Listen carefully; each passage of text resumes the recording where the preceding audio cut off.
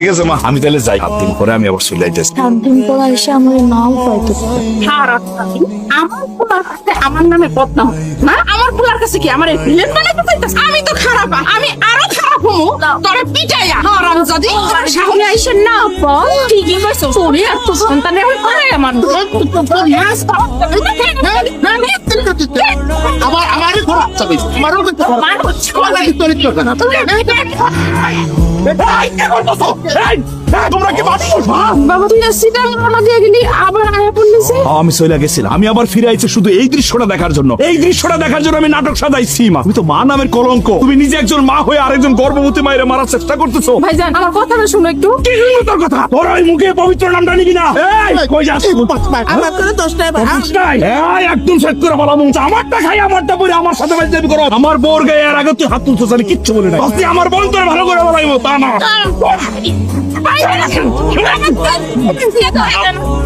কি এগুলো আমি শেষ করে বলামু? আপনি আমাদের কিছু বললেন না, মাফ করে দেন। আসলে সব দোষ আমার। আমি এই বাড়িতে আসার পর থেকে না সব কিছু নষ্ট করে ফেলেছি। এক কাজ করি, আমি এই বাড়ি থেকে চলে যাই। তুমি একা যাবে কেন? আমিও যাবো তোমার সাথে। মা, কোনোদিন তোমার সৎ মা হিসাবে দেখি নাই। আমার জন্মের পর মা মারা গেছে, মায়ের মুখ আমি কোনোদিনও দেখি নাই। আমি তোমার মা হিসাবে জানি, মা হিসাবে তোমার আমি ভালোবাসি। কোনোদিন তোমার কষ্ট দিয়ে আমি কথা বলি নাই। তুমি সবসময় ছোটবেলা থেকে আমার নির্যাতন করছো। এখন আমার বউ আর আমার সন্তানের উপর নির্যাতন করতেছো। আমার সন্তান যেন এই দুনিয়াতে না আসতেছে সব ব্যবস্থা তোমরা করতেছো। ও তো এতিম, এতিমের উপরে হাত তুলতে তোমাদের একটু খারাপ লাগে না? রাস্তায় একটা কুকুর দৌড়ায় আসলে তো মানুষ আদর করে তার খাওয়ান দেয়। আরো তো মানুষ এতিম, ওর বাপ মা নাই, তাই বলে তোমরা সবাই বলে ওরে মারবা? একটা জিনিস ভাবো তো, তোমারও তো বাবা মা নাই, তুমিও তো এতিম। এই যে তোমার মেয়ে, আমি, আমাদের তো বাপ নাই, আমরাও তো এতিম। কই একবার নিজের চেহারা আয়নার মধ্যে দেখো না? যদি দেখতা তাহলে এই এতিম মেয়েটার উপরে এত অত্যাচার তোমরা করতে পারতা না। তোর এইসব কথায় আমার কিচ্ছু যায়। আমি আমার বোনের কাছে বেজ্জত দিয়েছি এই হারামজাদির লিগে। ওরে আমি এমনি ছেড়ে দেবো? ওরে আমি আমার বাড়ির বউ কোনোদিনও মাইনা নিব না। মা, তোমার আর মাইনা নেওয়া লাগবে। ওর হাত ধরে